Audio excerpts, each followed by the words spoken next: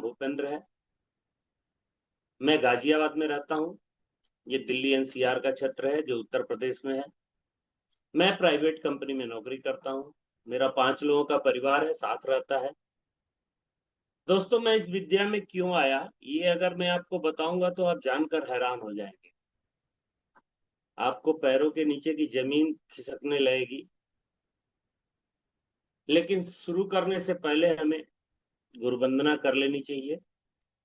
आइए, जिसे भी आप मानते हो उसका ध्यान करें। अपनी आंखों को बंद कर लीजिए। लंबी और गहरी सांस लीजिए और आराम से छोड़ दीजिए। दिन भर के तनाव को छोड़ के मुक्त हो जाइए। अपने परिवार, घर संसार की चिंता को दूर रख के और तब पूरा ध्यान इस दिव्य महाविद्या के तरफ लगाएं। जो भी गुरु हैं आपके, जो भी दिव्य शक्ति को आप मानते हो, आप उनका स्मरण करें,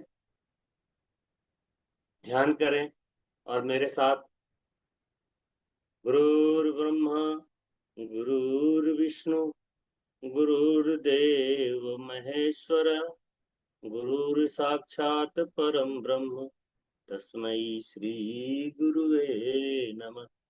तस्मै श्री गुरुवे नमः। ओम शांति शांति शांति।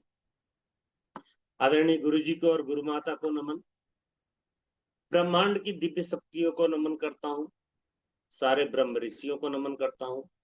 विश्व के सारे गुरुओं को नमन करता हूँ। आप सभी के माता पिता को, आपके परिवार को नमन करता हूँ। मेरे परिवार को, भैया के परिवार को, मेरे माता पिता को, भैया के माता पिता को नमन, बहुत बहुत नमन करता हूँ। आपका धन्यवाद करता हूँ। साथ में मैं मेरा भी धन्यवाद करता हूँ। दोस्तों, सबसे पहले शुरुआत यहां से करूंगा कि हमें विद्या क्यों सीखनी चाहिए। ये विद्या सीखने के बाद हमें क्या मिलता है। तो मुझे आप इतना बताइए कि अगर आप बीमार हो गए तो आप क्या करोगे। मेडिसिन लोगे, डॉक्टर के पास जाओगे, ठीक है। और बड़ी बीमारी होती है तो क्या करोगे, जीवन भर मेडिसिन लोगे। आपके घर में भी लोग बीमार रहते होंगे।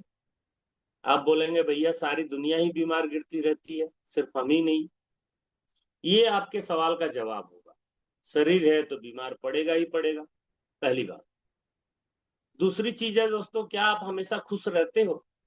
आपके चेहरे पे हंसी रहती है, मुस्कान रहती है। आपको दुख नाम की चीज मालूम है या नहीं, या हमेशा सुखी रहते हो, खुश रहते हो या नहीं रहते। तीसरी बात है दोस्तों, क्या आप बहुत अमीर हो, बहुत पैसा है आपके पास में, या बहुत ना हो तो जितनी मर्जी हो उतना खर्च करने के लिए है आपके पास, जिससे आपको कोई टेंशन ना हो। और अगर आप जीवन में हमेशा स्वस्थ रहना चाहते हो, हंसता हुआ मुस्कुराता हुआ रहना चाहते हो, अमीर बनना चाहते हो, तो फिर आपको इस विद्या को सीखना चाहिए। अन्यथा सीखने की आवश्यकता नहीं है। लाइट नहीं है, इसलिए आप पंखे में आज आवाज आ रही है। पंखा बहुत दिनों से चलाया गया नहीं है, थोड़ा पसीना है, कोई बात नहीं। इस विद्या को सीखने के बाद आपका शारीरिक ही नहीं बल्कि मानसिक और आध्यात्मिक विकास भी होता है, पूर्ण रूप से और 100% होता है। शरीर को, आप सोचते होंगे शरीर अपने आप बीमार होता है।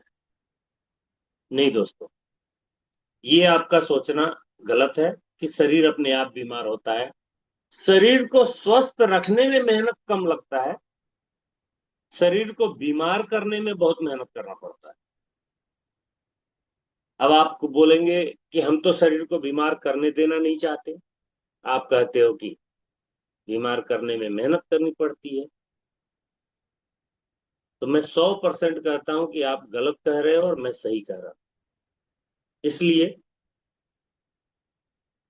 कि शरीर को बीमार कोई और नहीं करता, हम खुद करते हैं, और उसके लिए बहुत मेहनत करनी पड़ती है। 4 बार खाना खाना पड़ता है, दोस्तों की बात माननी पड़ती है, रिश्तेदारों की बात माननी पड़ती है, जिहवा की बात माननी पड़ती है, स्वाद बहुत आ रहा है जी, थोड़ा और खाना चाहिए। तो हमारा शरीर ऐसे ही बीमार नहीं पड़ता। उसको बीमार करने के लिए आपको बहुत सारी मेहनत करनी पड़ती है।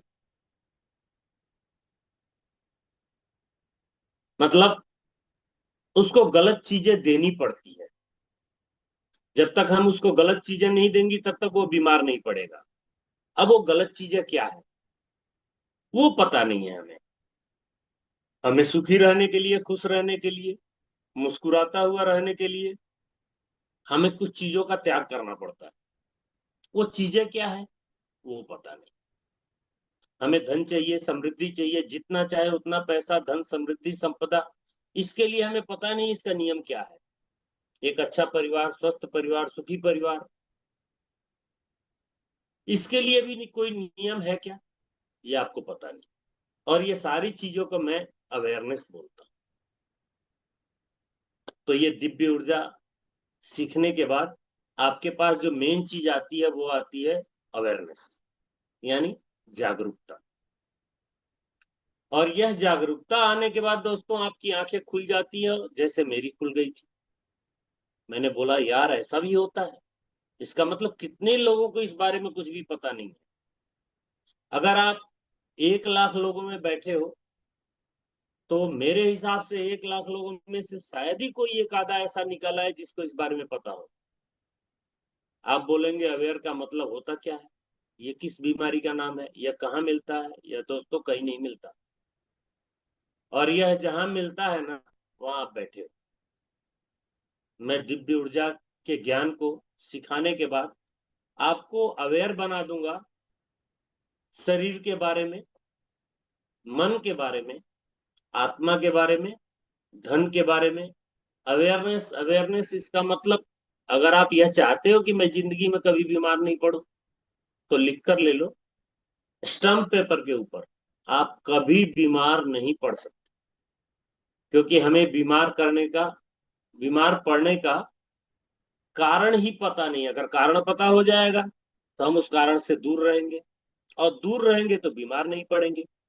आप सोचो, परछाई के पीछे हम लोग भाग रहे हैं, और परछाई कब तक है?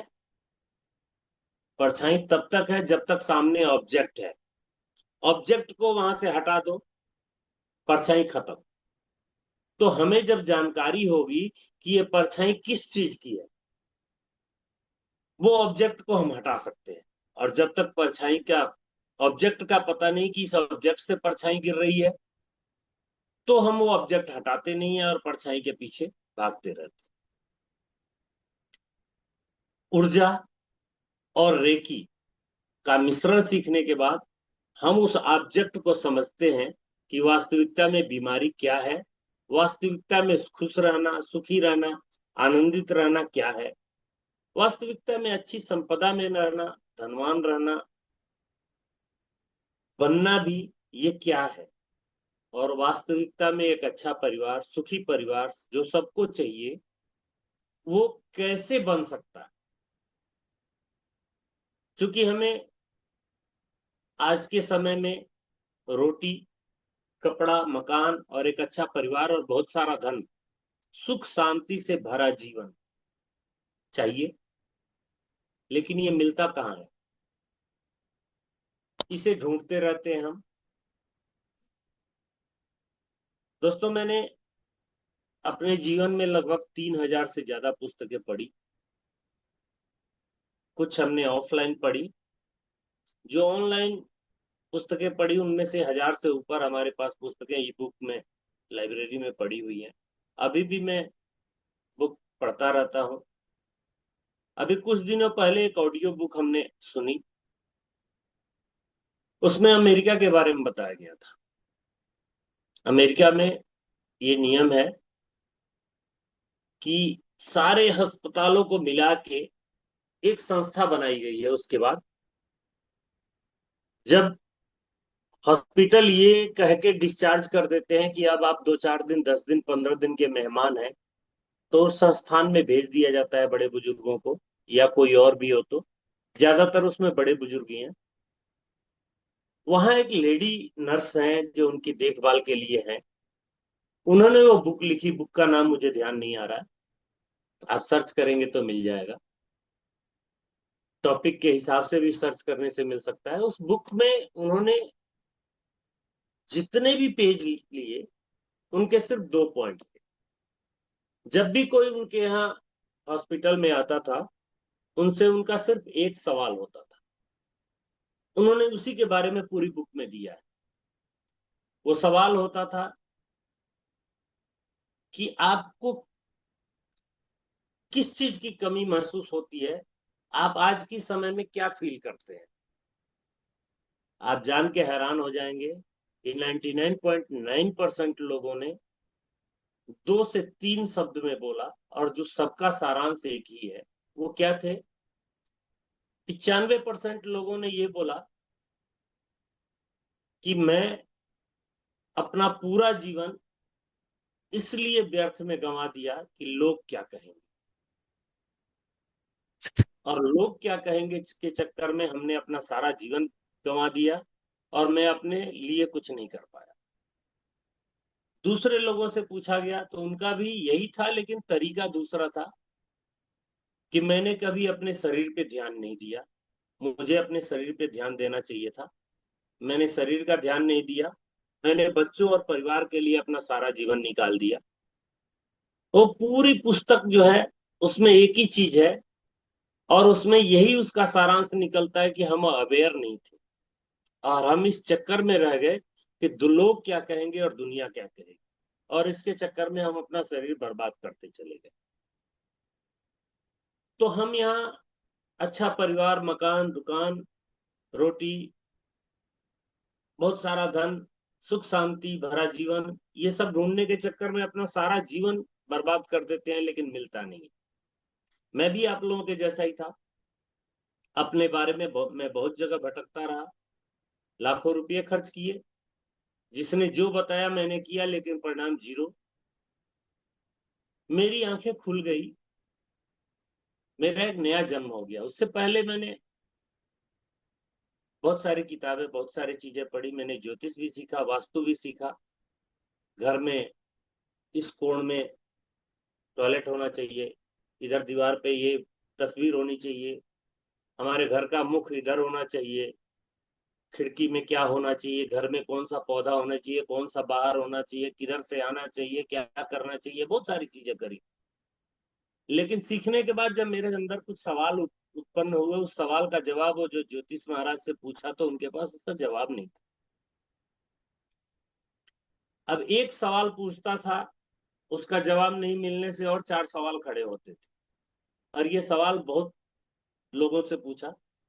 तब मुझे पता चला कि ये जितना भी है सबका सिर्फ एक मतलब सोच पे है। लोग सोचते हैं और बता देते हैं कि ऐसा होता है, और हमारे सबके जीवन में वो 90% चीजें होती हैं, बस उसी को व्यक्त कर देते हैं और लोग पैसे बना रहे हैं। एक्चुअल में जो क्या है, वो मेरी आंखें तब खुली जब मैंने इस विद्या को सीखा। ये विद्या सीखने से पहले मुझे बहुत सारी परेशानियां थी। आपके परिवार में भी किसी के सारे रिपोर्ट अगर नॉर्मल होते हो, वो व्यक्ति बीमार रहता हो, तो उसका कारण क्या होता है पता है, मालूम है आपको? आपको इस बात का ध्यान भी नहीं होगा। अगर ज्योतिष के पास जाएंगे तो कोई ना कोई ग्रह बता देंगे खराब है, इस ग्रह को ठीक कर लो, ये ठीक हो जाएगा, तो दूसरे में चले जाओ, दूसरा ठीक हो जाएगा, तीसरे में चले जाओ, फिर थोड़ा सा घर पे चले जाओ। कुछ दिनों बाद आप परेशान हो जाएंगे, फिर आपके बारे में दो चार आपने ये ठीक से नहीं किया। लेकिन इन सब का कारण है, वो है कर्म। हमारे जीवन में जितने भी चीजें आती हैं, उन सब का कारण है हमारा पूर्व कर्म। बहुत पहले से लोग कहते हैं कि जैसा कर्म करेगा वैसा फल देगा भगवान। ये मेरा नहीं, ये है गीता का ज्ञान। तो हमारे ऐसे कर्म होते हैं पिछले जन्म में का, या इस जन्म में भुगतना पड़ता है, जो कोई भी रिपोर्ट्स में, कोई भी टेस्ट में नहीं आता। ऐसा ही है मेरा कर्म। लेकिन जब मैंने इसे सीखा उसके बाद मुझे पता चल गया मेरा कर्मा क्या है, और मैंने अपने कर्मा से को धीरे धीरे रिमूव करना शुरू किया। पहली साधना मैंने कर ली। मैंने भी लेवल 1 और 2 करने के बाद 21 दिन की साधना करनी होती है, वो सबको करनी होती है। मैंने तो दोस्तों 15-20 दिन में ही लेवल 3 तक सीख लिया। मेरे मन में उत्सुकता ऐसी थी कि लेवल 1-2 करने के बाद मैंने, जबकि 21 दिन की साधना के बाद लेवल 3 आता है, लेकिन मैंने चोरी से, कह सकते हैं उत्सुकता ऐसी थी कि चोरी से मैंने किसी और के नाम पे, जिसने 1 महीने पहले करी हुई थी, उसके नाम पे मैंने 3rd लेवल 15 दिन के अंदर ही कर लिया। करना नहीं चाहिए, लेकिन उस समय तक मेरी लगभग 10 दिन की साधना हो चुकी थी। 21 दिन की साधना करनी होती है, सबको करनी चाहिए। ज्यादा नहीं है, 15-20 मिनट की साधना है।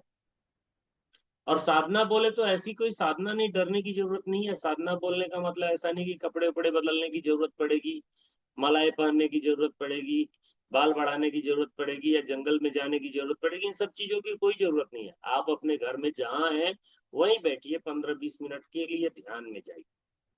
आंखें बंद करके, कान बंद करके, अपने घर परिवार से अलग होके बस ध्यान में बैठ जाइए। आपको आपके ग्रुप में ऑडियो दे दिया जाएगा। आप भी सुन के ध्यान में बैठिएगा, बस कानों में लीड लगाना है। और आप अगर 2 समय ध्यान में बैठते हैं तो कुछ नहीं करना है, बस आपको ऑडियो जैसे जैसे बोलता जाए वैसे वैसे आपको करते रहना है। आप इस आप वो 21 दिन के बाद से हमारा लेवल शुरू होता है, 3rd लेवल। अभी हम 1st और 2nd लेवल दोनों को इन 2-3 दिनों में हम आपको बता देंगे। इसलिए कि पहले लेवल में सिर्फ साधना से काम नहीं चलेगा। पहले लेवल में जो साधना के साथ जो द्वितीय लेवल में हम आपको सिंबल देते हैं, सिंबल का मुख्य काम है जिससे आपको रिजल्ट जल्दी आने लगते हैं। वो 2 लेवल हम आपको फ्री में रखते हैं। आपके इस ज्ञान के 5 लेवल में से पहला और दूसरा लेवल आपको बिल्कुल फ्री सिखाया जाएगा। इसी में आपके मतलब का पूरा ज्ञान है। फिर आपको 21 दिन तक इसकी प्रैक्टिस करनी होगी। आप चाहें तो जैसे ही आपको अभी पहली और दूसरे दिन की तीसरे दिन की तीसरे दिन आपको अट्यूनमेंट यानी शक्तिपात दिया जाएगा, जिसे गुरु दीक्षा भी कहते हैं। जरूरी नहीं है इसे ऑफलाइन देने की, ऑनलाइन भी हम दे सकते हैं, क्योंकि ये दिव्य शक्तियों द्वारा संचालित है। अब अगर आप सोचे कि ऑफलाइन कैसे दे सकते हैं, तो ऑफलाइन देने का मैं बता देता हूँ। आप जहां भी बैठे हैं, ना तो मेरे मोबाइल या लैपटॉप से कोई तार आपके मोबाइल या लैपटॉप तक जा रहा है, फिर भी आपको मेरी आवाज, मेरी तस्वीर आपके पास तक जा रही है। ठीक वैसे ही डिस्टेंस में हम अटेनमेंट भी देते हैं। हमने भी अपने गुरुजी से डिस्टेंस में ही प्राप्त किया था। और हर लेवल का अटेनमेंट होता है। 1-2 लेवल का इकट्ठा ही अटेनमेंट हो जाता है। फर्स्ट लेवल में हम सिर्फ सांसों के प्रैक्टिस और उसके बारे में जानते हैं। सेकेंड लेवल में आपको 2 सिंबल मिल जाते हैं। हम दोनों को इकट्ठा करके 1-2 लेवल में आपको तीसरे दिन अट्यूनमेंट दे देते हैं।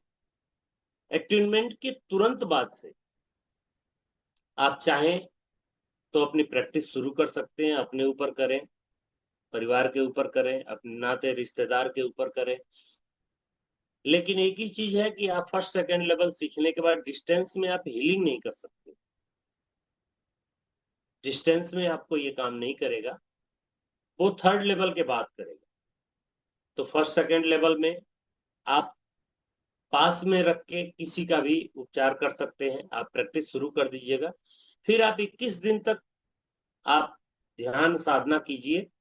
उसमें आपकी ऊर्जा शुद्ध होती जाएगी, और जितने भी कार्य हैं वो फास्ट होते जाएंगे, और आपको भी उन सब चीजों को अपने याददाश्त में, मेमोरी में आ जाता है। क्योंकि कहते हैं जैसे बच्चे का विकास होता है, बच्चा, या आपने सोचिए कि आपने जब साइकिल चलानी सीखी होगी, तो साइकिल चलाने में क्या हुआ, पहले जिस दिन आप साइकिल पे बैठे तो पहले आपको पता था हैंडल पकड़ना है, ब्रेक यहाँ रखना है, एक उंगली वहां सटीक रखते थे, आगे ध्यान रखना है, पैडल पे भी देखना पड़ता था कि पैडल किधर जा रहा है, पैडल मारने के लिए भी देखना पड़ता था।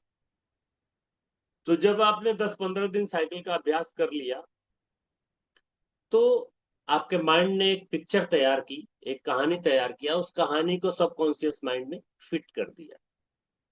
अब सबकॉन्शियस माइंड ने इस तरीके से किया कि उसने आपकी मसल्स की प्रोग्रामिंग कर दी,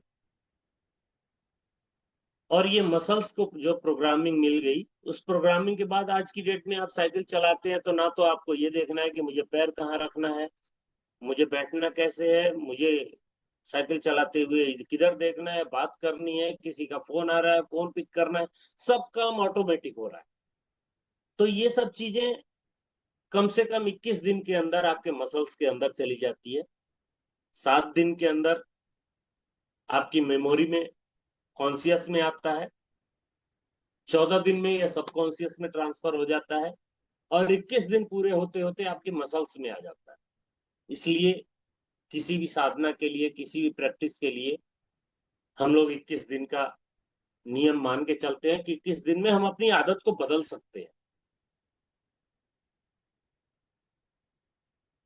आपकी ऊर्जा शुद्ध हो जाती है और आपका कार्य शुरू होने लगता है। इससे आप अपनी जो भी इच्छा में है, उस सारी इच्छा को प्राप्त करने के लायक तैयार हो जाते हैं।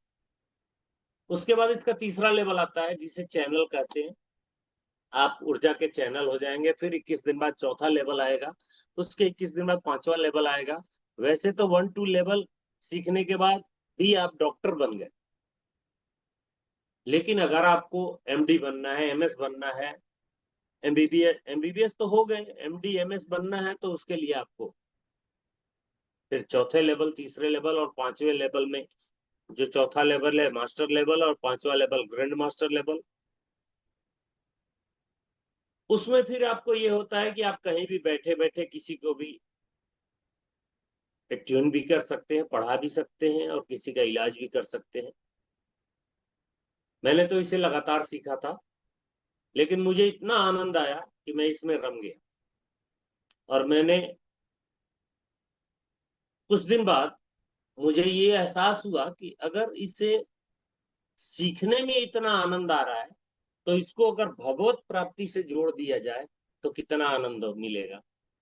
फिर मैंने अपनी राह थोड़ी सी डाइवर्ट कर, गुरुजी ने जो सिखाया था उसको थोड़ा सा हमने डाइवर्ट किया, और हमने इसको आध्यात्म से जोड़ दिया, भगवत प्राप्ति की तरफ। क्योंकि मेरे मन में शुरू से ही एक सवाल था कि मुझे ये जानना है कि मैं कौन हूँ, मेरा जन्म क्यों हुआ, मैं किस लिए इस पृथ्वी पे आया, और हर आदमी को ये जानना भी चाहिए।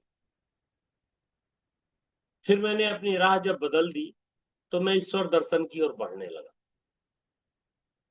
उसके बाद थोड़े दिनों बाद, थोड़े क्या 7-8 दिनों की साधना के बाद, मुझे वो दर्शन मिलने शुरू हो गए, जिसको हम बोल सकते हैं कि मुझे मास्टर की मिल गई। अब मुझे पता चल गया कि मुझे क्या करना है, तो मैं जल्द से जल्द अपने लक्ष्य तक पहुंच सकता हूँ। और मास्टर की मिल गई, उसके बाद आनंद आता गया, आगे बढ़ता गया। इससे मुझे मानसिक और शारीरिक ही नहीं, बल्कि आर्थिक और आध्यात्मिक विकास भी मिला।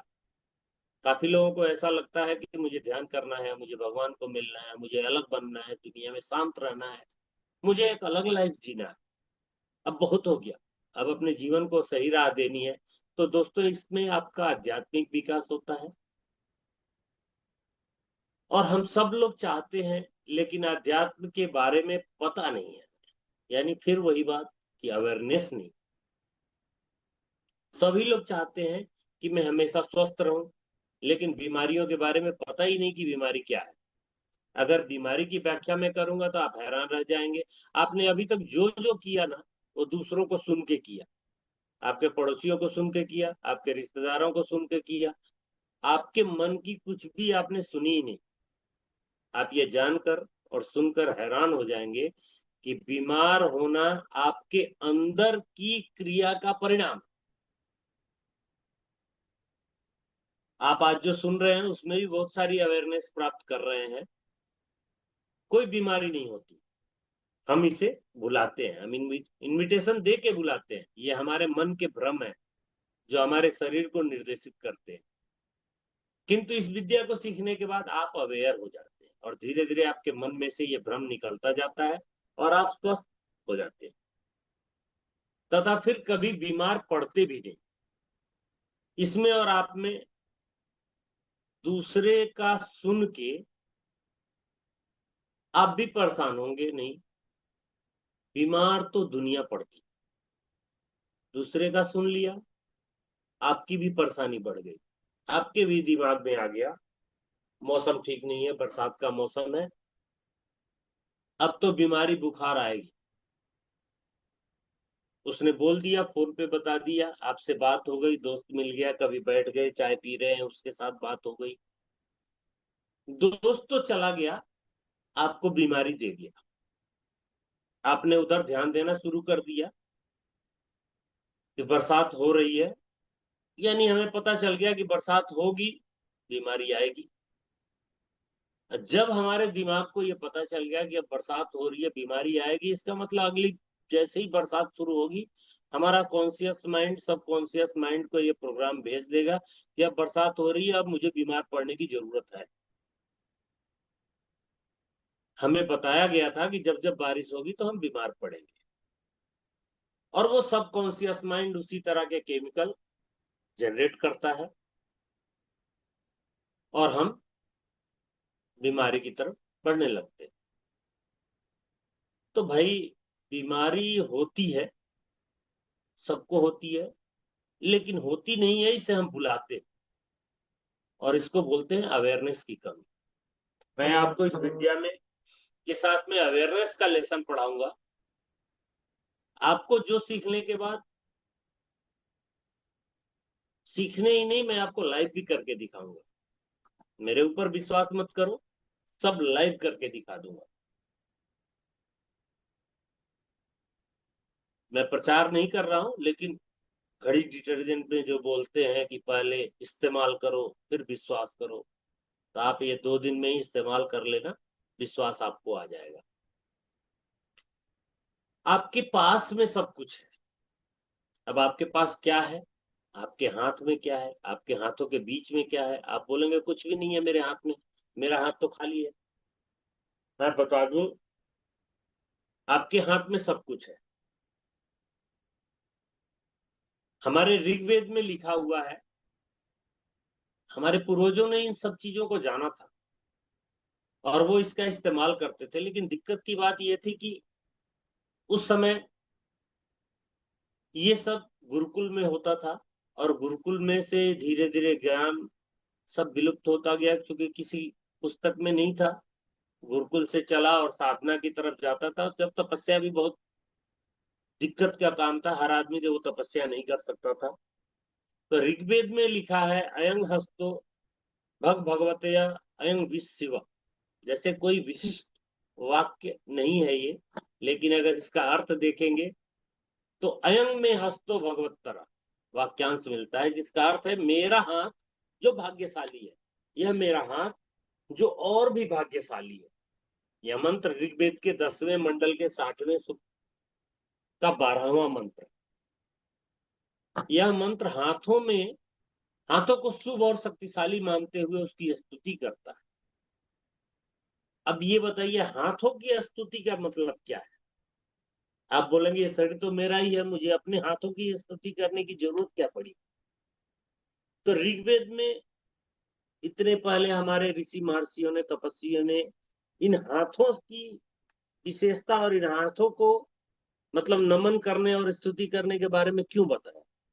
आप आज भी पढ़ते हैं, किसी भी ज्ञानी पुरुष से मिलेंगे, माता पिताओं से मिलेंगे, तो बोलेंगे सुबेरे सो के उठना, कराग्रे बसते लक्ष्मी कर्म कर मध्य सरस्वती।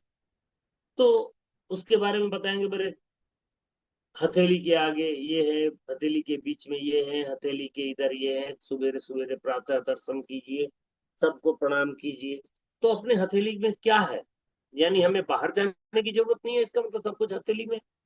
यस, ये हमारा ऋग्वेद भी कहता है, अथर्ववेद भी कहता है। मतलब हमारे हाथों के स्पर्श में औषधि है, ये मानना पड़ेगा। फिर जब आप सर्च करेंगे और पता करेंगे तो बहुत पहले हमारे यहाँ स्पर्श चिकित्सा भी हुआ करती। मेरे हाथों का स्पर्श ईश्वर के जैसा है, ये हमको किसी को पता नहीं। हमारे अथर्ववेद में भी इस विद्या के बारे में हमें बताया है। स्पर्श चिकित्सा विज्ञान, ये गौतम बुद्ध की विद्या है। ये पूरा का पूरा डिटेल में आपको इसका हिस्ट्री बताता हूँ, लेकिन उससे पहले मैं आपको एक ट्रायल देता हूँ। आप मेरे सवाल को समझना और अपने मन में सोचना कि आप कितने टैलेंटेड हैं।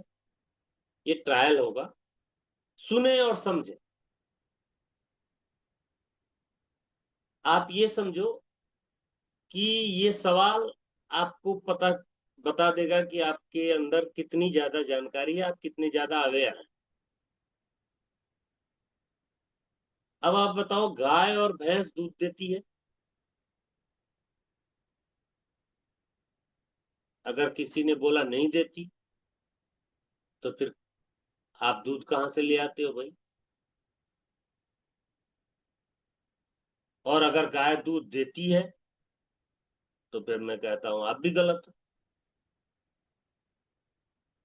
इसका मतलब ये है कि गाय तो, आपको भी पता है, दूध देती नहीं है, निकालना पड़ता है। सही जवाब तो ये नहीं है कि गाय दूध देती है, दूध तो निकालना पड़ता है।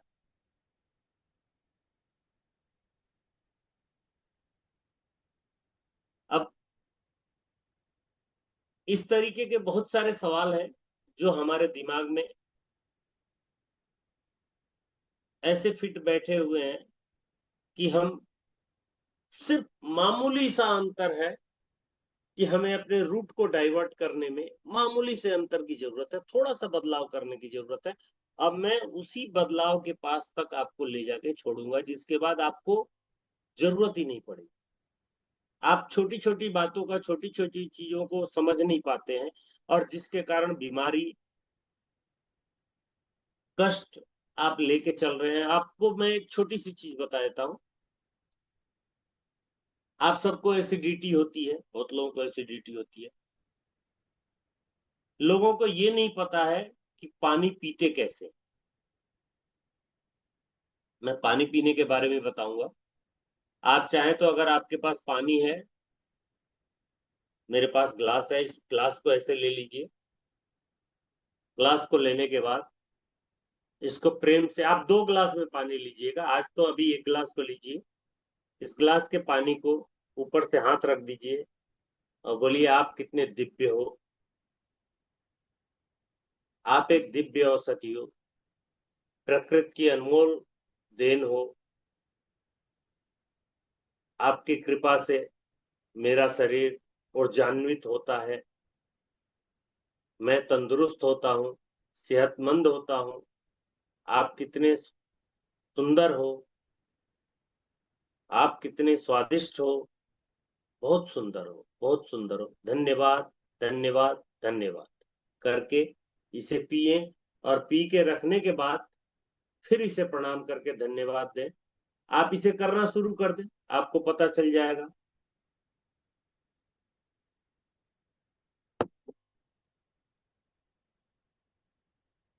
जब भी आप जल ग्रहण करें, जल को धन्यवाद और प्रणाम करना ना। आपको विश्वास नहीं होता तो मैं आपको एक पॉइंट बताता हूँ। आप 2 गिलास में जल लीजिए, दोनों को 2 अलग अलग कमरे में रख दीजिए,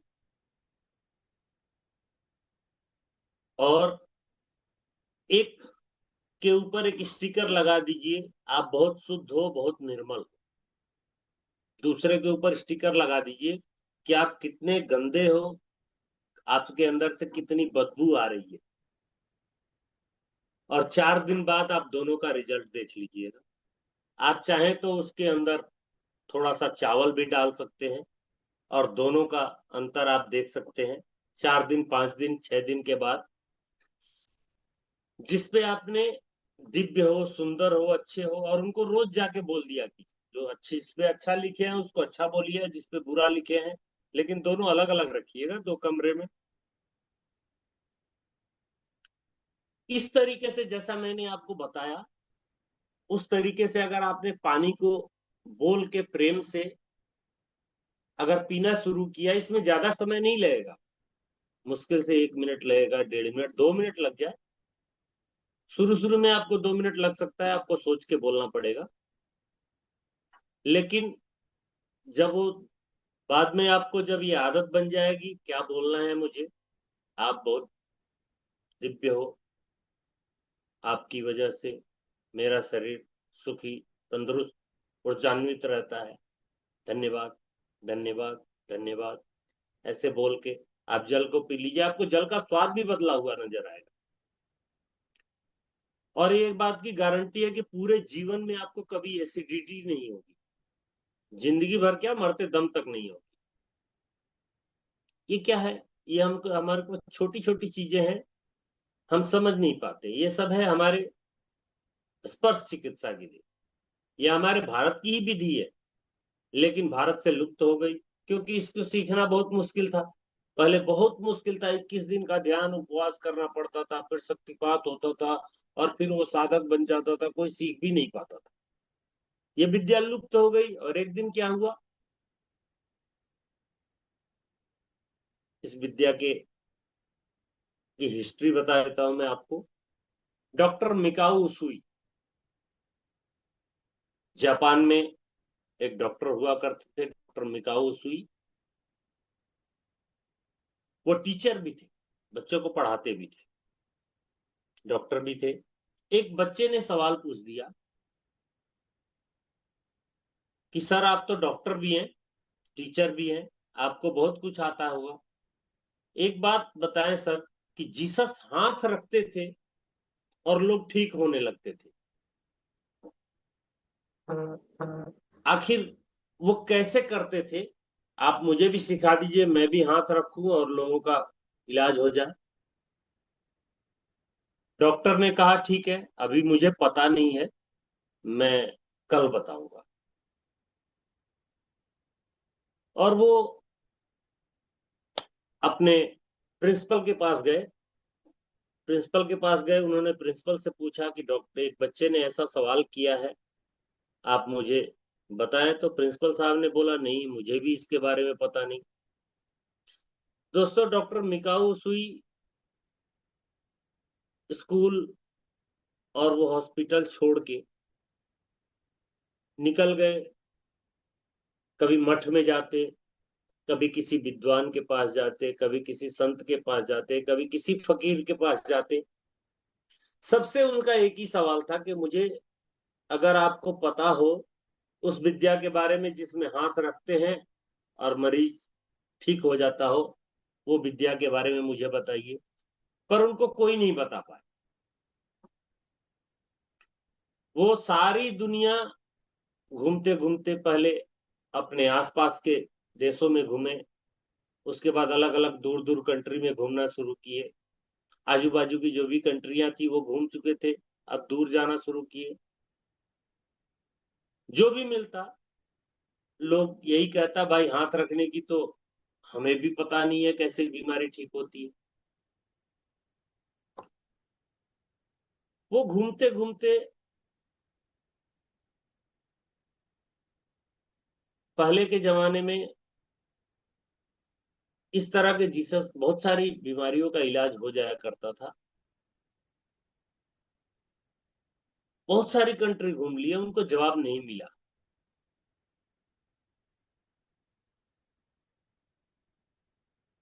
जिस भी जगह गए बहुत दिनों तक रहे, इसको पूछा, उसको पूछा, भाई हाथ रखना है, बड़ी से बड़ी बीमारी ठीक होती है, जीसस क्राइस्ट करते हैं, ऐसे करते हैं, वैसे करते हैं, ठीक हो जाते हैं, आपको पता है तो मुझे बताओ। पर किसी को पता नहीं था, सिर्फ हाथ रख दिया, लोग ठीक हो गए, इतना बड़ा पेन खत्म हो गया, है ना। वो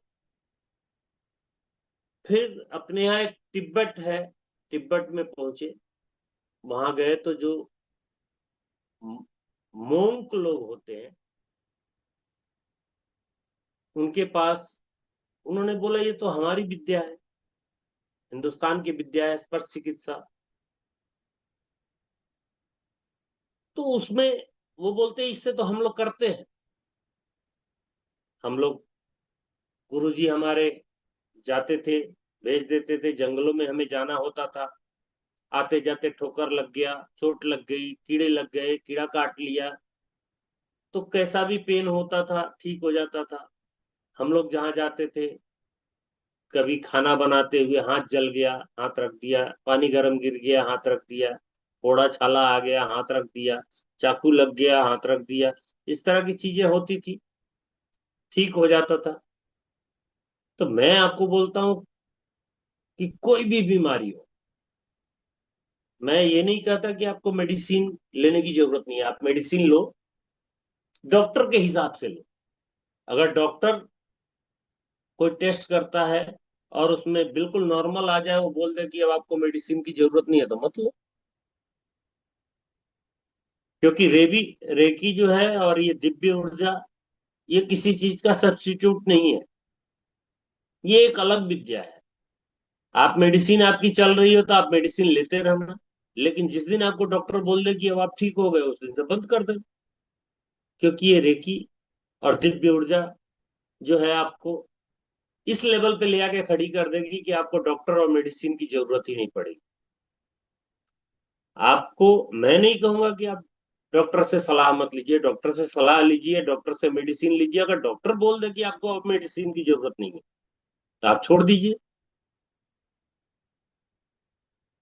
मैं आपको अगर कहानी बताने लगूं तो 6,000 7,000 के करीब इन 2-3 सालों में मेरे सामने कहानी गुजरी है, जिसमें इम्पॉसिबल था, लेकिन उसमें भी पॉसिबल कर दिखाया इस विद्या ने। इस विद्या में भी एक और बहुत बड़ी चीज है कि कोई ऐसी विद्या दुनिया में नहीं है जिसमें आपका कर्म कट सके,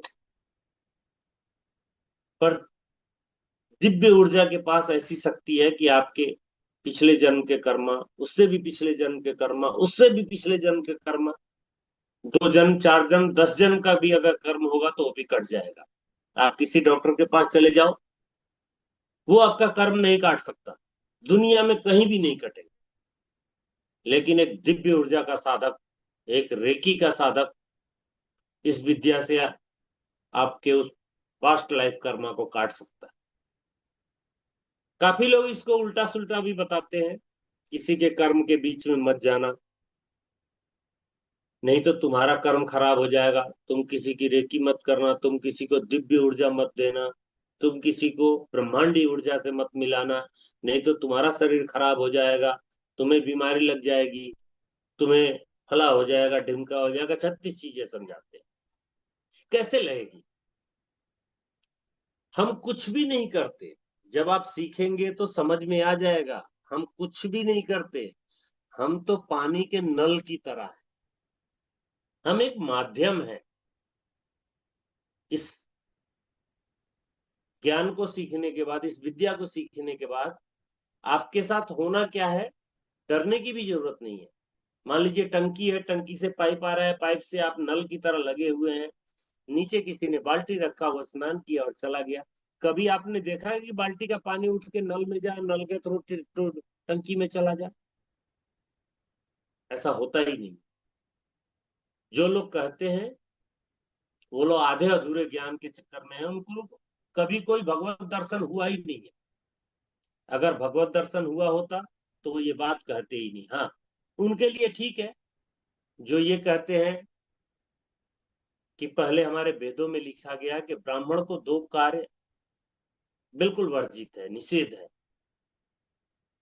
मैं किसी से बहस करना नहीं चाहता, लेकिन आप पढ़ के देखें तो ब्राह्मण को वैद्य का काम और ब्राह्मण को मंदिर में पुजारी का काम, 2 काम बिल्कुल नहीं करना चाहिए, किसी भी ब्राह्मण को नहीं करना चाहिए। मैं इसके पक्ष में नहीं हूं, क्योंकि ये वेदों में लिखा हुआ है, वेदों में निषेध किया हुआ है, मैं नहीं कह रहा हूं। मैंने तो पढ़ा तो मुझे पता चला कि वेदों में ब्राह्मण को मंदिर का पुजारी होना और वैद्य का काम करना दोनों निषेध है। वो उस व्यू से अगर कोई कहता हो कि मैं इलाज नहीं करूंगा आपका, वो अलग चीज है। लेकिन अगर कोई मृत्यु के कगार पे हो और आप उसको सेवा दे रहे हो, उसको सिखा रहे हो, उसको समझा दे रहे हो, या कोई आदमी ठीक ठाक है, आपने उसकी हीलिंग कर दी, वो ठीक हो गया, तो वो आपको वैद्य का काम नहीं हुआ। कोई पक्षी है, उसको चोट लगी है, आपके सामने तड़पड़ा रहा है, आपने उसको हाथ में लिया, थोड़ा सा उसको अपने हाथ से एनर्जी दे दिया और वो अपना उड़ चला, तो इससे आपका कुछ भी नहीं हो रहा, खराब होने वाला है, कर्म नहीं खराब होने वाला है। ये तो आपके लिए और अच्छा है, यूनिवर्स खुश होता है।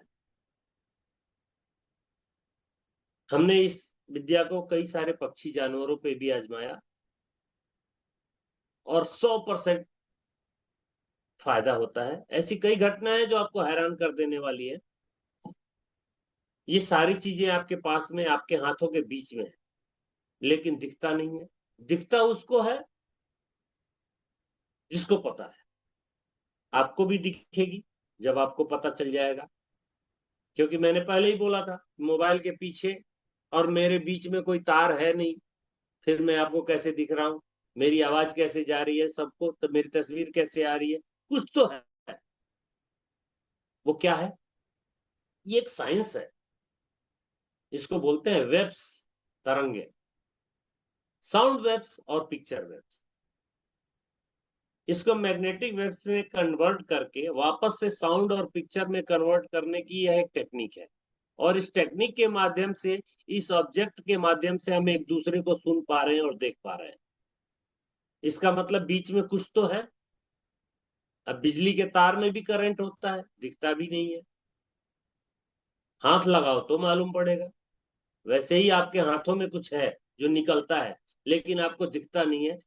इससे फर्क इतना है कि अभी ये निकलता नहीं है, अभी लॉक है, आपने इसको ताला मार रखा है।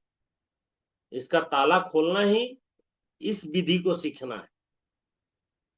जब आप इसे सीख जाते हैं तो इसके सारे ताले खुल जाते हैं, ये आपके हाथों से निकलने लगती है, और उसके बाद में किसी के ऊपर भी हाथ रख दो, 3 वर्ड बोलो, दिव्य ऊर्जा प्रवाहित हो, प्रवाहित हो, प्रवाहित हो।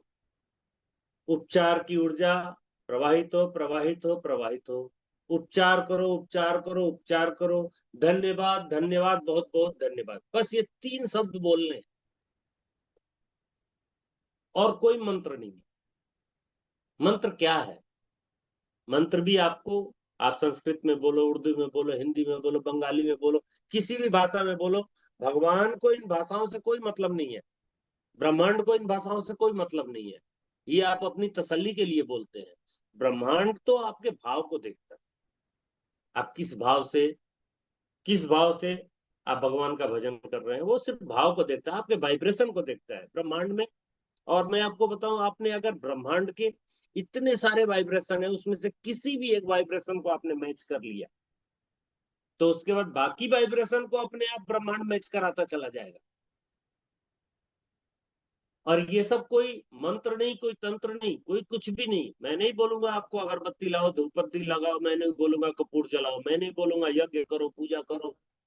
मैं तो ये बोलूंगा अपने अंदर जाओ, अपनी शक्तियों को पहचानो। तुम्हारे अंदर भगवान ने इतनी शक्तियां भर दी हैं, लेकिन तुमको मालूम नहीं। तुम्हारी हालत वो है कि जैसे हिरण की होती है, कस्तूरी कुंडल बसे मृग तृषा बदमाश, ऐसे घटघट राम है दुनिया देखे ना। पूरा जंगल भागता रहता है, कस्तूरी कहाँ है, कस्तूरी कहाँ है, जहां भाग के जाता है खुशबू वहीं आ रही होती है। बस हमारी भी हालत यही है। लेकिन जीवन के हर समस्या का समाधान हमारे पास है, और हम सारी दुनिया में भाग रहे हैं, यहाँ मिलेगा, वहां मिलेगा, कहीं नहीं मिलेगा। हम सुखी क्यों नहीं होते हैं मालूम है? इसके पीछे का साइंस बताऊंगा मैं आपको। हम दुखी क्यों रहते हैं, इसे इसके पीछे का भी साइंस है। हम बीमार क्यों पड़ते हैं, इसके पीछे का भी साइंस है। हम गरीब क्यों हैं, इसका साइंस बताऊंगा। आप बोलेंगे कि हम तो गरीब नहीं है। गरीब नहीं है तो आपके चेहरे पे हंसी भी तो नहीं है, आपके परिवार में भी तो प्रॉब्लम है। इसका मतलब आपका कार्मिक है, इसको बोलते हैं कार्मिक। अब मुझे बताओ, सीधी सी बात है, एक ही घर में रहने वाले, एक ही घर में खाना खाने वाले, एक ही ऑफिस में काम करने वाले, एक बच्चा बीमार है और एक बच्चा अच्छा है। धीरू भाई अंबानी के दो पुत्र हैं, एक का नाम सारी दुनिया जानती है, दूसरे का नाम शायद आधे लोगों को पता भी नहीं होगा, भूल गए होंगे। जिस समय बंटवारा हो रहा था उस समय सबको याद था, क्योंकि उस बेटे के पास सबसे ज्यादा धन गया था। आज उसका नाम आधे लोग भूल गए होंगे। इसके पीछे का रीजन दोस्तों सिर्फ और सिर्फ कर्मा है, और इस कर्मा को कोई रिमूव नहीं कर सकता। अगर रिमूव कर सकते हो तो आप कर सकते हो। इस विद्या को आप सीखने जा रहे हो जो किसी भी कर्म को आराम से रिमूव कर सकता है। अब आप बोलेंगे हमको तो ये पता ही नहीं था कर्मा क्या है, हम तो उलझ गए। अरे नहीं नहीं, उसको बीमारी हो गई, मुझे तो होनी है। उसको हार्ट अटैक आ गया, मुझे भी आना है। उसको डायबिटीज हो गया, मुझको भी होना है। आप बोलेंगे पिताजी को था, डॉक्टर साहब ने बोला था ये आनुवंशिक है। दादाजी को था, बेटे पिताजी को हुआ, पिताजी के बाद मुझे हो जाएगा। मेरी नानी को था तो मुझे, मेरी माँ के पास आया, माँ से मुझे आ गया। कुछ नहीं है ऐसा। ये डॉक्टरों के बस टोटके हैं, जो आपको बिना मतलब में बरगला के पैसे वसूलते हैं, और कुछ नहीं है। डायबिटीज के बाद समझाएगा किडनी खराब हो जाएगी, किडनी खराब में ये होता है वो होता है। ये सब कुछ नहीं है, वो आपके माइंड को उस हिसाब से क्रिएट किया जा रहा है। आपको एक प्रैक्टिकल करके मैं दिखा दूंगा। आपसे अभी अगर कोई बोले ठंडा मतलब, सीधे बोलेंगे कोका कोला। ठंडा मतलब कोका कोला, क्योंकि ये दिन में 5 बार, एक आधे घंटे में 15 बार प्रचार आता है। ठंडा मतलब कोका कोला ही होता है। अब ठंडा मतलब कोका कोला होता है क्या? घर में आपके जो बर्फ का गोला रखा है वो ठंडा नहीं होता? क्या पहाड़ों में जो बर्फ गिरती है वो गर्म होती है? क्या आपके फ्रिज का पानी गर्म होता है? लेकिन नहीं। माइंड में अगर प्रेस कर दिया गया, किसी ने बोला ठंडा ले आओ, ठंडा मतलब कोका कोला। ये है हमारे माइंड की प्रोग्रामिंग। जिस तरह से प्रोग्राम कर दिया गया हम ठीक उसी तरह से सोचते हैं। उसके अलावा हम कहीं नहीं जाते। डर के आगे जीत है। डर के आगे जीत नहीं है, डर के आगे बीमारी है। डर के आगे हॉस्पिटल है, डर के आगे दर्द है। हाँ, बहुत बड़ा सा हॉस्पिटल, रोज जाने वाला हॉस्पिटल। डर गए तो जीत नहीं है, कोई फेंटा वेंटा कोई स्प्राइट नहीं है। डर के आगे हॉस्पिटल है, दर्द है। जितनी चादर उतने पैर पसारो, ये बाप दादा बोल गए। जितनी चादर उतना ही पैर फैलाओ। क्यों भाई? डबल बेड की नहीं खरीद सकते क्या? 6 फीट की जगह 8 फीट की नहीं ले सकते? नहीं जी, बोल के गए। क्योंकि हमारे माइंड को प्रोग्राम कर दिया गया है। गरीबी का कारण बता रहा हूं। हम लोग गरीब है ना। गरीब इसीलिए है, जितनी चादर है उतने पैर पसारो। हमारे सब कॉन्शियस माइंड को में मैसेज डाल दिया गया है। क्यों भाई? बड़ी चादर ले लो, मार्केट में मिलती है, डबल बेड की ले लो। 6 फुट बाई 6 फीट की नहीं मारने के लिए बैठे हो।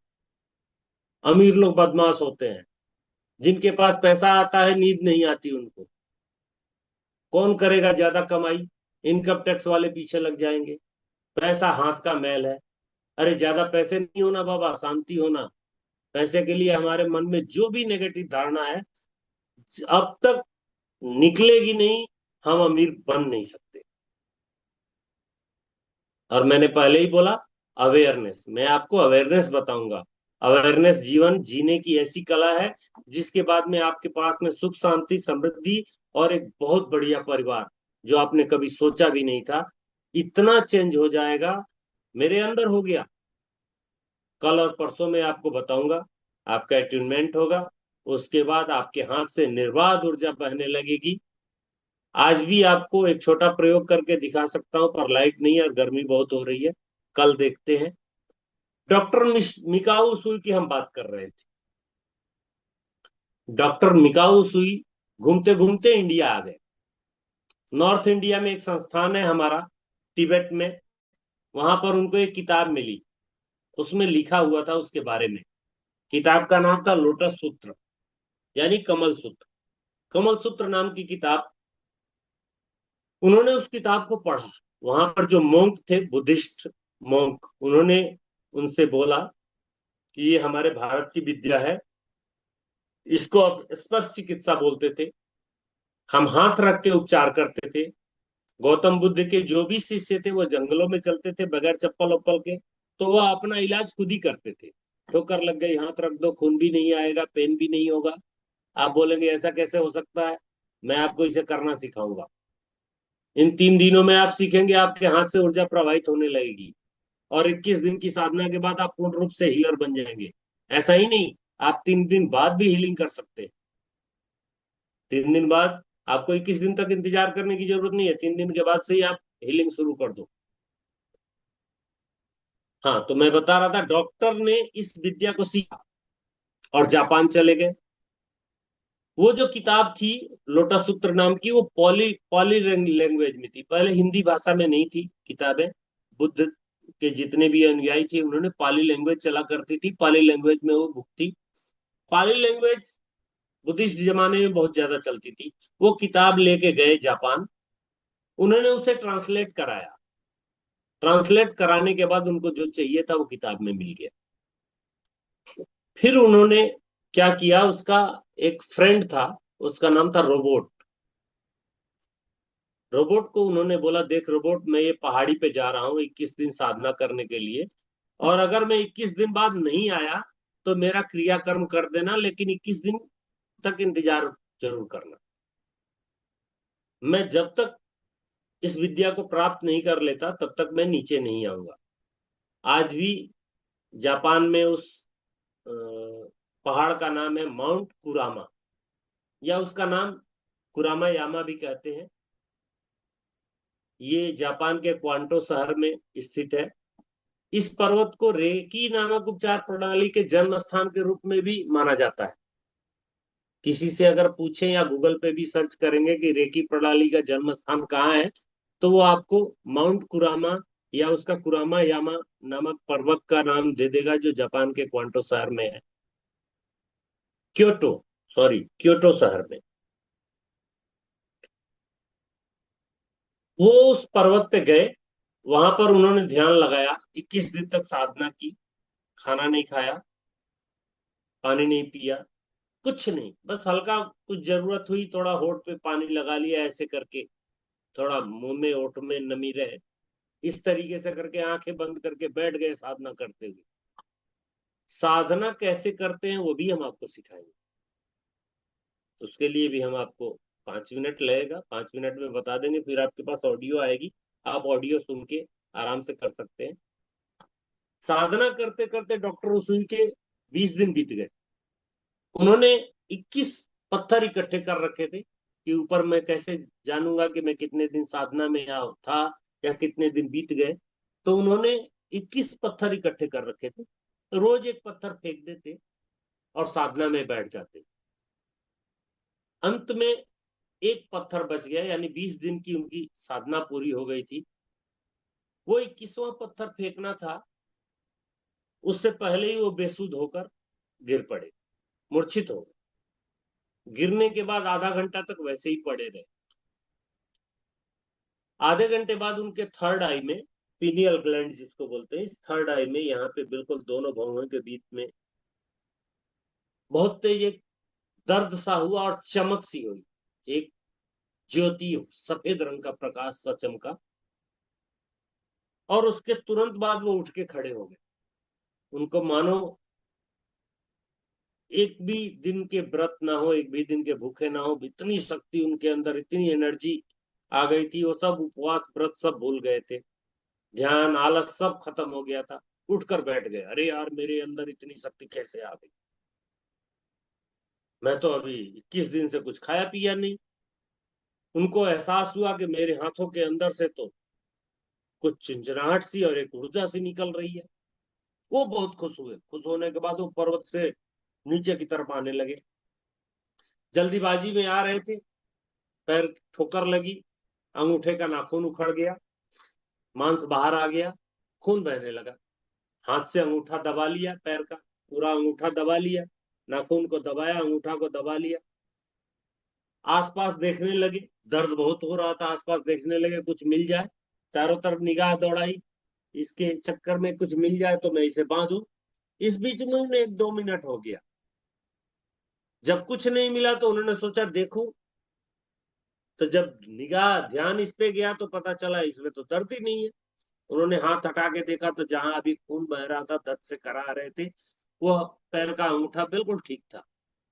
अब खुशी के मारे उनका और ठिकाना नहीं, ये तो मेरे हाथ से ऐसी एनर्जी निकल रही है जिससे तभी दर्द भी ठीक होने लगा। खुशी से वो नीचे आए। अब जब नीचे आए और उनको सामने एक होटल दिखाई दिया, तो उनकी 21 दिन की भूख जो थी वो भी जागृत हो गई। होटल पे पहुंचे, उन्होंने होटल के मालिक से कहा कि मुझे भूख लगी है, मेरे पास पैसे भी नहीं है, कुछ खाना मिलेगा क्या? होटल के मालिक ने बोला, आप साधु महात्मा संत जैसे लग रहे हैं, पहाड़ों से आ रहे हैं, दाढ़ी वाड़ी बढ़ी हुई है, बैठिए मैं आपके लिए भोजन तैयार करता हूँ। पास में उनकी 10-11 साल की बच्ची थी, होटल वाले की। उसके दोनों गाल सूजे हुए थे और दर्द से कराह रही थी। डॉक्टर मिकाओ सुई ने होटल वाले से पूछा, ये बच्ची किसकी है? उन्होंने बोला, मेरी है। बोले, ये क्यों कराह रही है? बोले, इसको डॉक्टरों ने बोला है इसके दोनों तरफ के जबड़े के दांत खराब हो गए हैं, कीड़े लग गए हैं और इसको निकालना पड़ेगा।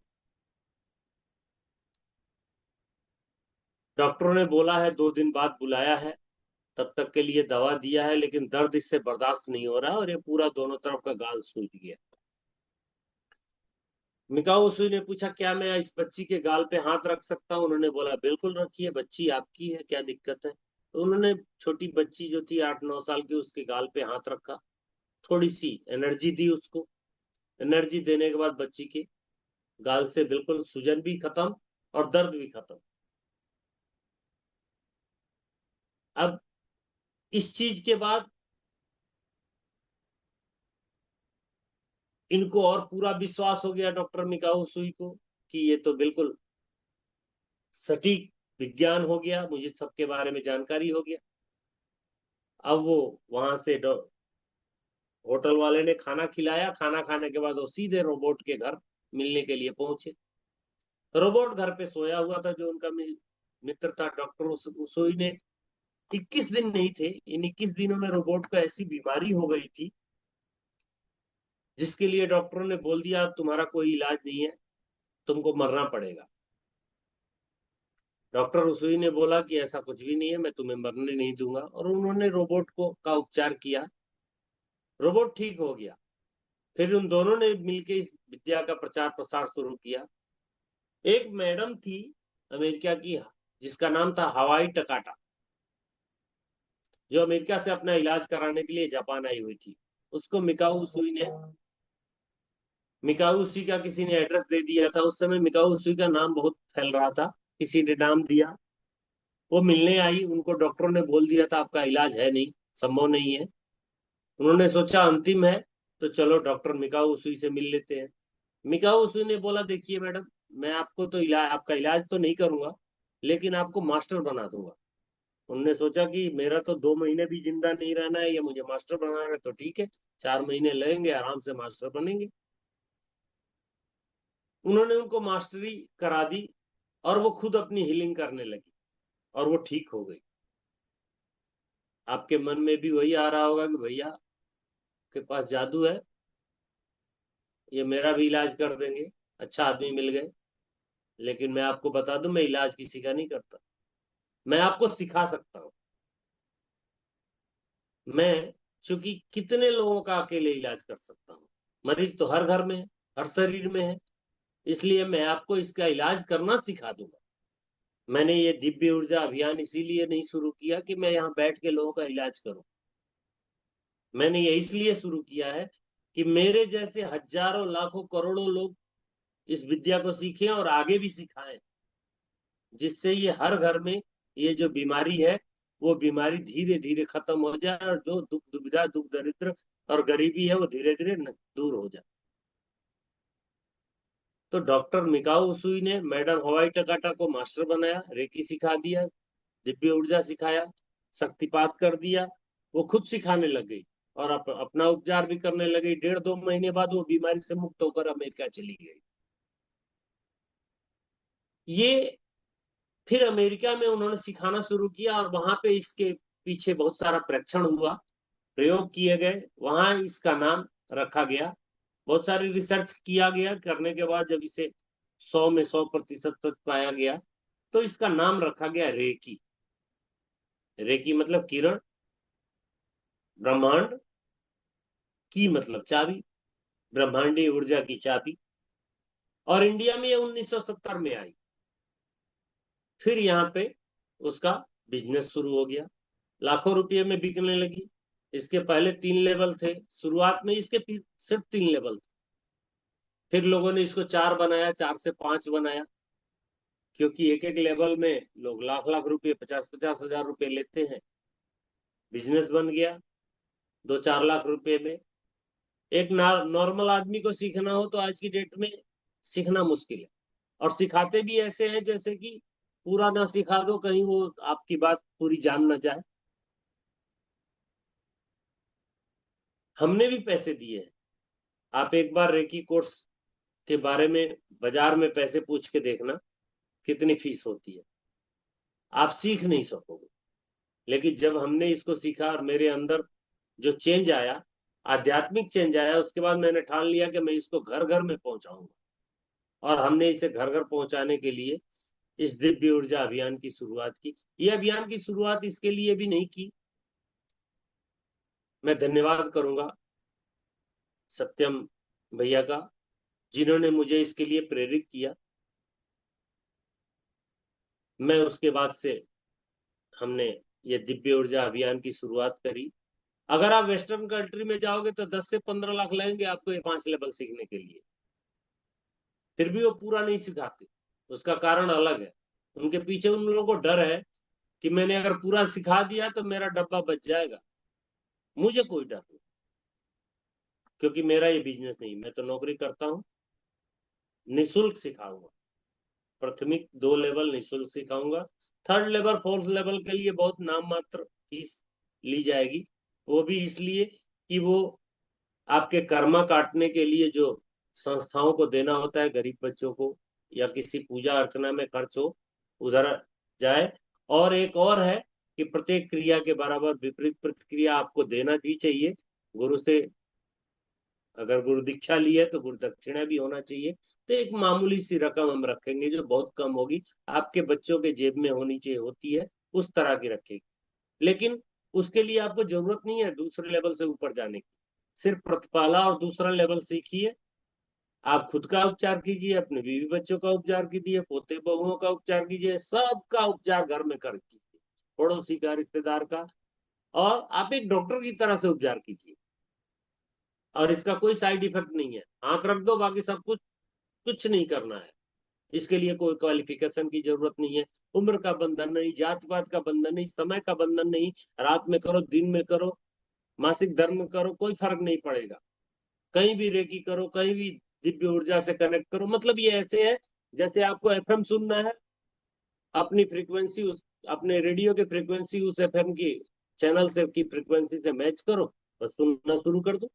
वैसे ही आपको एक बार पता चल गया कि हमें किस फ्रीक्वेंसी पे मैच करना है, उस फ्रीक्वेंसी तक आप जाइए, ब्रह्मांड की उस ऊर्जा से मैच कीजिए, और उसके बाद उस ऊर्जा का आनंद लीजिए।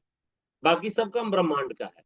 काफी लोग ऐसा बोलते हैं ना कि ये ईश्वरीय ऊर्जा है तो इसकी पूजा करनी होगी, बिल्कुल नहीं। इसका नाम है रेकी। और मैंने उसको और भी बढ़ाया, इसको अध्यात्म से लेके आया, अध्यात्म में जुड़ता चला गया। मैंने इसको ध्यान से लगाया, थर्ड आई से केंद्रित किया, पीनियल ग्लैंड को एक्टिव किया। उसके बाद मुझे पता चला, अपने सारे चक्रों को एक्टिव करना सीखा मैंने। उसके बाद मुझे पता चला कि इसके तो बहुत सारे अध्यात्म की तरफ मोड़ है। तो इसके लिए पूजा पाठ करने की जरूरत नहीं, सिर्फ और सिर्फ ध्यान की जरूरत है। ध्यान करो जिसमें आपको, आप एक जगह शांत वातावरण में केंद्रित होना सीख जाओ, बस। और ये केंद्रित और अवेयरनेस लेकर आना मेरा काम है। अब बहुत लोगों को ये पता नहीं है कि यूनिवर्स क्या है। टाइम हो गया, 1.25 घंटे हो गए। चलिए, आज हम ज्यादा नहीं करेंगे, बस 2 मिनट में इसको फिनिश करते हैं, जिससे आगे आगे के लिए हमको कहाँ से चलना है ये ध्यान रहेगा। तो बहुत से लोगों को ये नहीं पता कि यूनिवर्स क्या है, पता होगा लेकिन आधा अधूरा। मैं आपको इसका पूरा एड्रेस बताऊंगा। Who is universe and who is you. तुम कौन हो और यूनिवर्स कौन है। इस विद्या में मैं आपको सिखाता हूं। अगर मैंने आपको बोला आपका नाम क्या है, तो आप बोलोगे मेरा नाम फलाना है, ढिमका है। मैं भी बोलता था, मुझसे कोई पूछता था आपका नाम क्या है, मैं बोला भूपेंद्र कुमार मिश्रा। गुरुजी ने पूछा, अच्छा कब पैदा हुए? 1974 में। उससे पहले कहाँ थे? बोले पता नहीं। बोले नाम कब रखा गया? तो आप मुझे बताएं, आपको तो ये भी पता नहीं कि आप पैदा कब हुए, कब माँ के पेट में आए। ये पैदा होने के 12 दिन के बाद आपको नाम किसी और ने दे दिया। यानी कि मैं जो हूं वो मैं नहीं हूं, मैं से पहले मैं था। यानी कि मेरा ये जो शरीर है, ये एक तरह से इससे पहले भी मैं था, लेकिन इस शरीर का नाम सिर्फ भूपेंद्र पड़ा। इससे पहले जो था वो मुझे पता नहीं, वो कौन था, कहाँ था। तो मुख्य चीज जो है, इस समस्या, ये जो हमें जिसकी जानकारी नहीं है, इस जानकारी तक ले जाऊंगा मैं आपको। क्योंकि हमें पता नहीं, इस चीज का अवेयरनेस नहीं है कि हमें ये कंफर्म नहीं है कि मैं पैदा कब हुआ, मैं हूं कौन, आया कहां से हूं, और इसे मैं आपको प्रूफ करके दिखाऊंगा। ये सब ही है अवेयरनेस। तो चलिए, कल मिलेंगे आपको ठीक इसी समय। और परसों का ध्यान रखिएगा, 9 बजे आना है। कल भी आपको 9 बजे आना है। परसों हम अट्यूनमेंट लेंगे। सब लोग खाना खा के, हल्का खाना खा के आएंगे। और कोशिश करें पीले से लेके लाल रंग के बीच में कोई भी एक वस्त्र आपके शरीर पे होना चाहिए। क्योंकि अट्यूनमेंट शक्तिपात जो होगा, उसमें पीले वस्त्र से लेके पीला, लाल, पिंक, गुलाबी, इस तरीके का, हरा वगैरह नहीं चलेगा। भगवा कलर, इस तरीके का पीले से लेके और डार्क रेड के बीच में जितने कलर आते हैं उसमें से कोई भी होना चाहिए। और शक्तिपात अटैचमेंट लेने के बाद कोई भी आदमी भोजन नहीं करेगा, बोलेगा नहीं, ज्यादा चुपचाप सो जाना है। ये बुधवार का है। कल आप आराम से आइए 9 बजे। कल अगर, और बुधवार को ज्यादा समय लेके आइए, क्योंकि अटेंडमेंट से पहले अगर कुछ चीजें बाकी रह जाएगी तो उसे भी हम पूरा करेंगे। ये क्लास तो वैसे 4 दिन का होना चाहिए, पर मेरे पास टाइम ना होने की वजह से मैंने इसे 3 दिन का रखा हुआ है। 3 दिन में मैं इसे संपूर्ण करूंगा। तो हो सकता है तीसरे दिन की क्लास थोड़ी सी ज्यादा चले, 1.5 घंटे की बजाय 2 घंटे भी चल सकती है। तो आप उस हिसाब से तैयार होके आइएगा। और अपने साथ पानी का ग्लास, एक बोतल जरूर रखें। तो इसी के साथ आप सभी का बहुत बहुत धन्यवाद। आपके इस शरीर से आपके भाई भूपेंद्र का प्रणाम। भैया सत्यम को बहुत बहुत धन्यवाद। आपके कारण मुझे लोग सुन पा रहे हैं। आपका बहुत बहुत धन्यवाद। बहुत बहुत धन्यवाद। बहुत बहुत धन्यवाद। प्रणाम।